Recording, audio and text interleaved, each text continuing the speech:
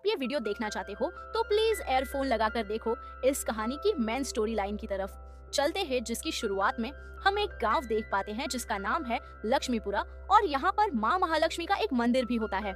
दूसरे दिन हम दो बच्चों को खेलता देखते हैं, शालू और रवि, जो कि जस्ट अभी एक खेत से अमरूद चुराकर भाग रहे थे और फिर आकर दो दो आपस में बांट लेते हैं। लेकिन एक बच जाता है तो रवि उसे मां महालक्ष्मी के लिए रख देता है। फिर वह शालू को एक फोटो भी देता है और बताता है कि तुम्हारी आंखों में काजल नहीं था, इसलिए मैं मां महालक्ष्मी के मंदिर में जाकर ऊपर के काले धुएं को नारियल के तेल में मिलाकर काजल बनाकर लाया हूँ। जिस पर शालू बहुत खुश होती है। और जब वह रास्ते में आगे जा रहे थे तो इन्हें कुएं में से एक कुत्ते के पिल्ले के चिल्लाने की आवाज आती है, इसलिए नीचे उतरकर रवि उस पिल्ले को बचा लेता है। शालू और रवि के पिता उन्हें पसंद नहीं करते, तो कुल मिलाकर के दोनों ही सेम सिचुएशन से गुजर रहे थे। शालू के पिता ने दूसरी शादी करी थी और वो शालू से दूर रहते थे और शालू अपनी नानी के पास रहती थी, और वो अब घर आते हैं सिर्फ पैसे खाने के लिए। वो कहते हैं कि इस पूरी प्रॉपर्टी को हमारे नाम करवा दो, हमें बच्चे भी पालना है और इसकी शादी भी करवानी है। तो नानी कहती है मेरे पास भी यही घर है और जब शालू बड़ी होगी तो मैं खुद घर बेचकर उसकी शादी करा दूंगी। तो ये घर तो मैं नहीं दे सकती, और इसी चक्कर में इनका झगड़ा हो जाता है और उसके पिताजी यहाँ से निकल जाते हैं। फिर घर में झगड़े की सारी बात शालू आकर रवि को बताती है।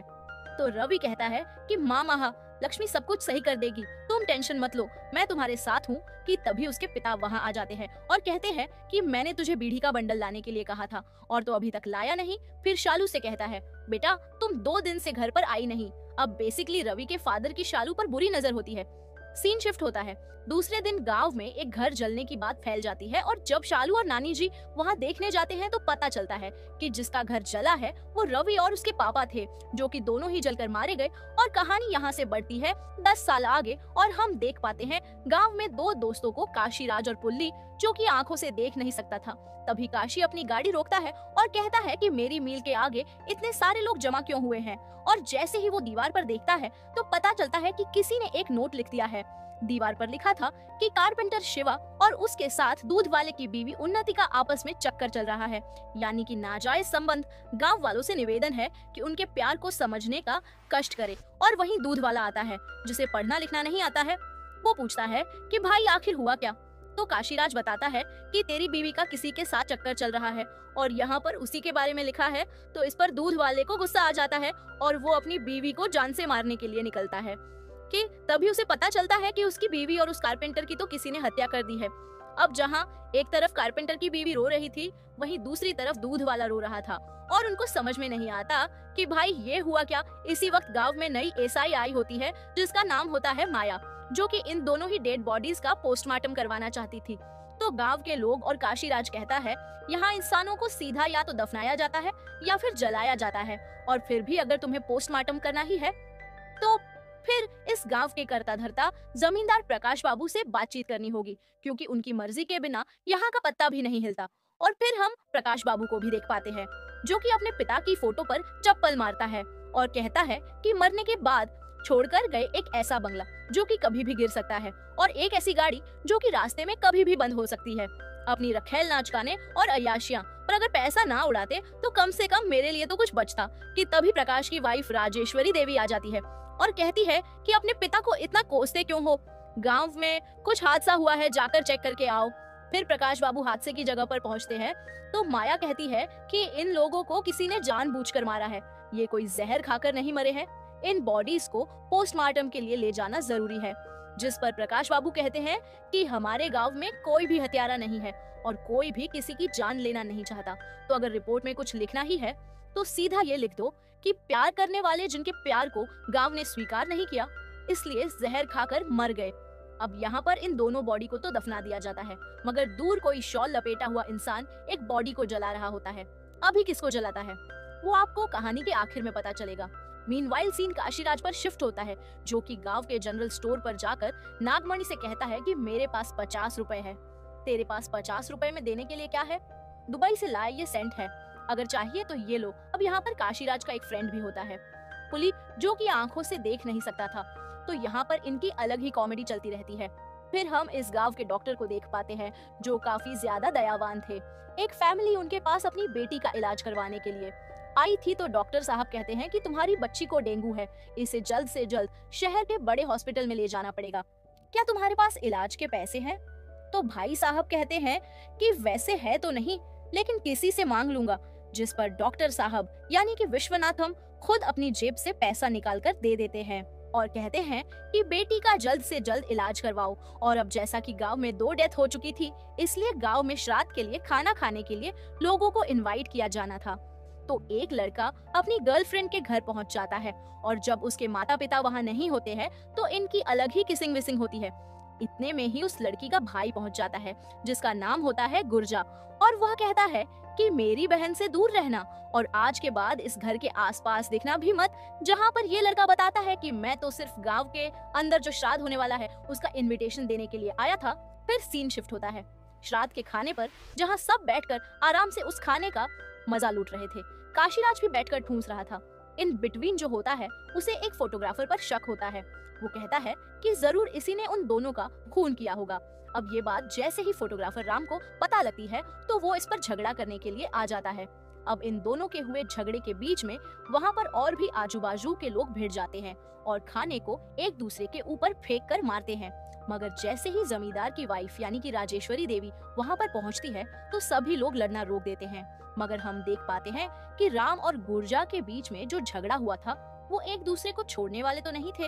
और गांव के मंदिर में जो पुजारी और उसकी वाइफ थी, ये लोग सोचते हैं कि अब पूजा का दिन आने वाला है तो यहाँ पर मेला भी भरेगा, मगर हमारे पास पैसे नहीं है, तो आखिर ये पूजा संपन्न कैसे होगी?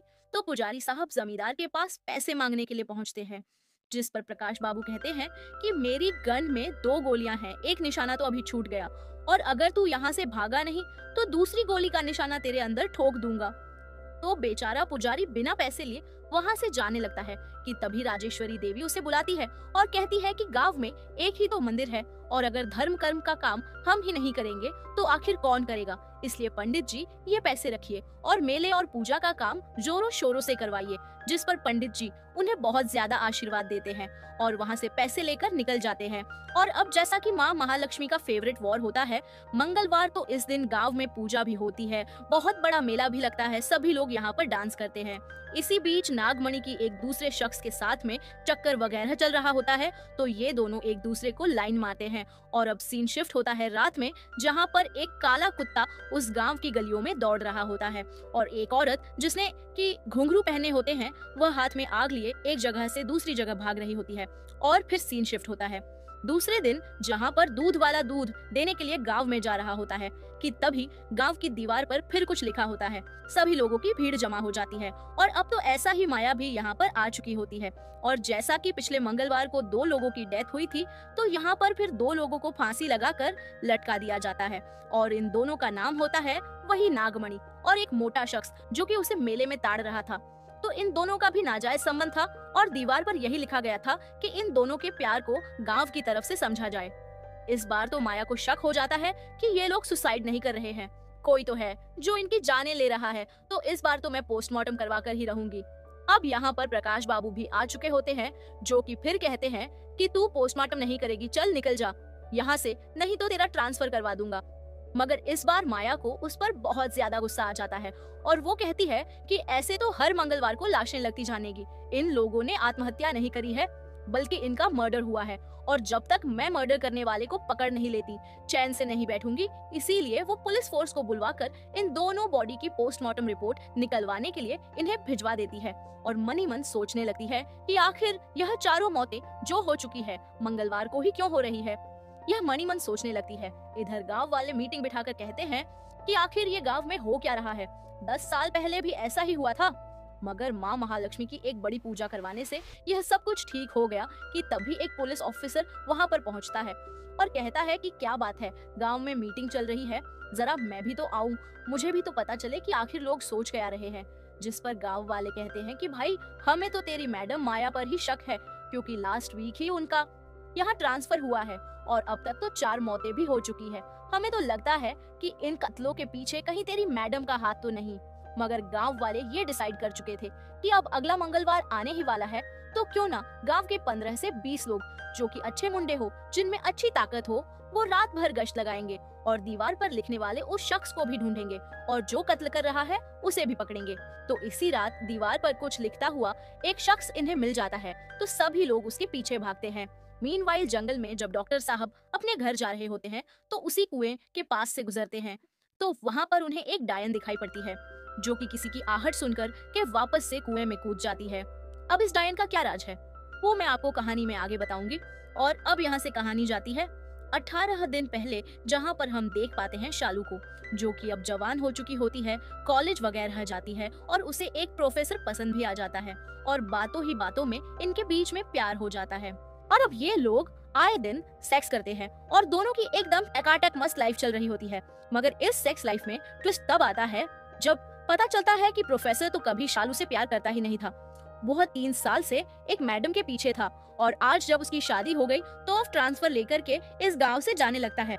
इन बातों को देखकर शालू बहुत ज्यादा रोने लगती है और पूछती है कि सर आखिर आपने मेरे साथ में ऐसा क्यों किया, जहाँ पर उसके सर बताते हैं कि तुम एक शेक्सपियर का सिर्फ एक पैराग्राफ हो जो कि हफ्ते में एक बार पढ़ लो तो अच्छा लगता है, मगर रोज रोज पढ़ने में मजा नहीं आता।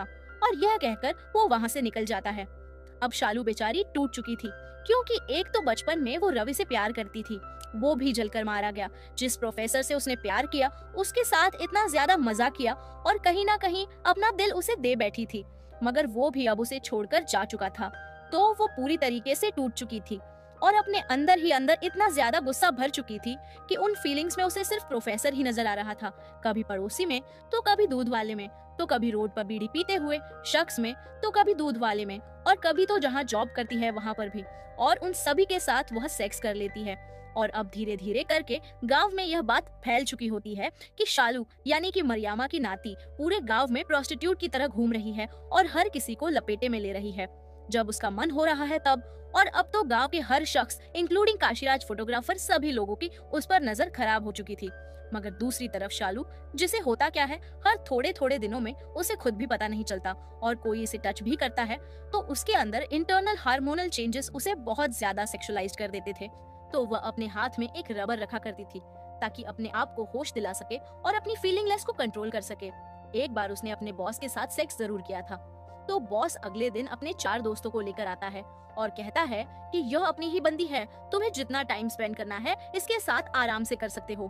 तो ये लोग जो कि हवस से भरे हुए होते हैं ये शालू के पास आते हैं, मगर शालू इन्हें मना कर देती है और वहाँ से जाने लगती है। तो मील का मालिक आकर उसे रोक देता है और कहता है कि उस दिन तो मेरे साथ बड़े आराम से करवाया था, अब आज दिक्कत क्या हो रही है। तो वह उसे चाटा मार देती है। तो मील का मालिक उसे धक्के मारकर बाहर निकालता है और सभी के सामने बात फैला देता है कि यह एक चोर है, 10 लाख रुपए चुरा रही थी। जैसे ही मैंने इसे पकड़ा तो मुझे और मेरे दोस्तों को पकड़ के मार रही थी। आज के बाद यहाँ पर दिखना मत और कभी आ भी मत जाना। तो शालू यहाँ पर टूट चुकी थी और कहीं ना कहीं आत्महत्या करने के बारे में सोचती है, मगर उसमें इतनी हिम्मत नहीं थी कि वो अपने आप की जान ले सके। फिर रात को फिर से उसके सेक्स के कीड़े जागने लगते हैं। तो जो पड़ोसी होता है वो उसे कहती है कि मार मुझे, क्योंकि इसी सेक्स के चक्कर में पूरे गांव के अंदर मेरा नाम बदनाम हो चुका है और अब तो उसके पास कोई काम धंधा भी नहीं था। वो कॉलेज में पढ़ने भी नहीं जाती थी, बस दरबदर यूं ही घूमती रहती थी। तो एक दिन 7-8 लोगों की उस पर नजर पड़ जाती है और वो उसका रेप करने के लिए पीछे पीछे भागते हैं, मगर शालू जैसे तैसे अपनी जान बचाकर उनसे अलग घट जाती है। खैर अब तो यह बात प्रकाश बाबू तक भी पहुंच चुकी होती है कि गांव की शालू यानी कि शैलजा हर किसी राह चलते के साथ में इंटीमेट हो जाती है। गांव का माहौल खराब होता जा रहा है, आपको इस पर कोई ना कोई एक्शन तो लेना होगा। जिस पर प्रकाश बाबू कहते हैं कि उसको घसीट कर मेरे पास लेकर आओ। अब जहाँ एक तरफ शैलजा तैयार हो रही थी किसी इम्पोर्टेंट काम के लिए, वो काम क्या है वो मैं आपको आगे बताऊंगी। कि तभी गांव वाले वहां पर पहुंच जाते हैं और कहते हैं कि प्रकाश बाबू ने तुझे बुलाया है, और वो उसे बाल पकड़कर घसीटकर प्रकाश बाबू के सामने ले आते हैं, जहां पर उनका कहना था कि शैलजा क्या तुझे पता है कि तुझे यहाँ पर क्यों लाया गया है? तेरी वजह से पूरे गांव का माहौल खराब हो रहा है, तो जिसे चाहे उसके साथ रात को इंटीमेट हो जाती है इस तरीके से तो गांव की औरतों का जीवन बर्बाद हो जाएगा। तुझे तो इस गांव से निकाल देना चाहिए। और अब देखते ही देखते गांव के सभी लोग उसे मार पीट कर, लकड़ी भाटे मारकर इस जगह से और गांव से ही बाहर निकालने लगते हैं। उसे खूब पीटा जाता है, खूब मारा जाता है और इतनी बदनामी सहन ना कर पाने की वजह से वो सुसाइड कर लेती है। वही सीन शिफ्ट होता है प्रेजेंट टाइम में, जहां अब इंस्पेक्टर माया के पास में पोस्टमार्टम की रिपोर्ट भी आ चुकी होती है और उसे मालूम चल चुका होता है कि आखिर कातिल है कौन। और अब जैसा कि आज मंगलवार होता है, पूजा का दिन होता है, तो सभी आपस में डांस करने लगते हैं, खूब ताड़ी, मतलब वहाँ की जो दारू होती है वो पीने लगते हैं, एंजॉय वगैरह करने लगते हैं। मगर इसी के साथ सभी ने ये प्लान बना लिया था कि आज रात को अगेन कोई ना कोई कत्ल जरूर होगा, तो हम सभी को एक्टिव रहना होगा। तो हर कोई गांव के अंदर गश्त लगाने लगता है। इस बीच हमें वही कुत्ता दिखाया जाता है और हाथ में आग लेकर घुंघरू वाली औरत भी दिखाई जाती है, जो कि भागकर कहीं जा रही थी। अब इन आवाजों को सुनकर सभी लोग चौंकने हो जाते हैं और उस आवाज का पीछा करने लगते हैं। मगर इस बार आवाज एक जगह से नहीं, 2 जगहों से आई। तो ये जो सारे लोग होते हैं, ये तो गांव के बाहर निकल जाते हैं। जिनको लीड कर रहा था गुर्जा, तो उसे समझ में आता है कि इस बार आवाज एक नहीं, 2 जगह से आई है। किसी ने जानबूझकर हमें गांव से बाहर निकाल दिया, तो जरूर गांव के अंदर कोई तो होगा जो कि अब किसी और कत्लेआम को अंजाम देगा।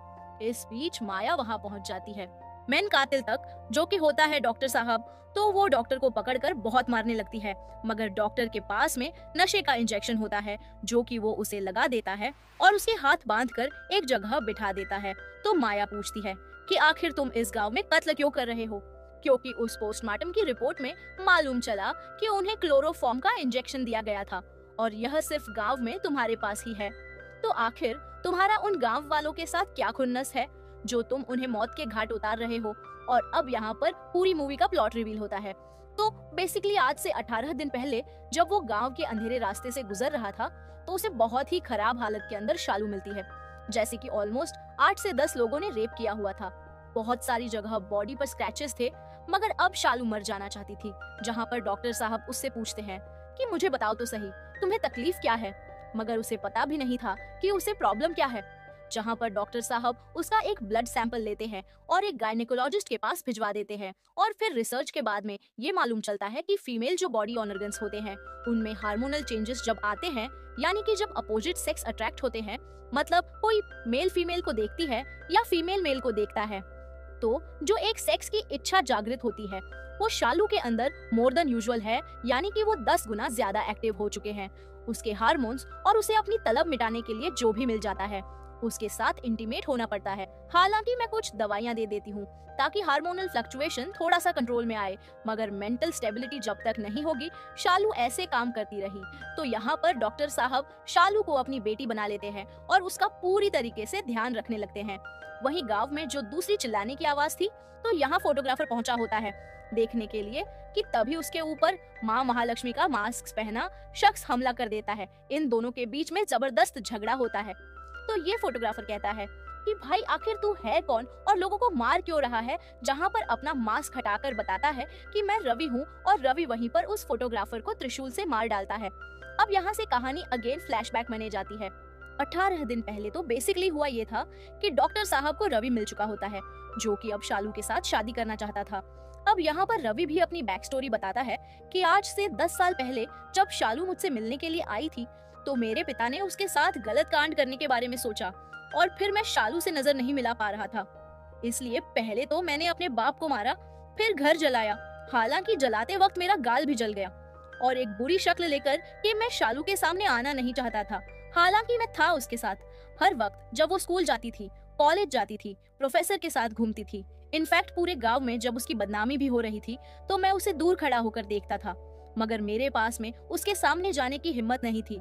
मगर डॉक्टर साहब, जब आपने मुझे बताया कि शालू की हालत इतनी खराब है, तो फिर मैं अब उसकी लाइफ में आना चाहता हूँ। तो अब ये वो दिन था जिस दिन ये लोग शादी करने वाले थे और शालू तैयार होकर के शादी करने के लिए निकल रही थी।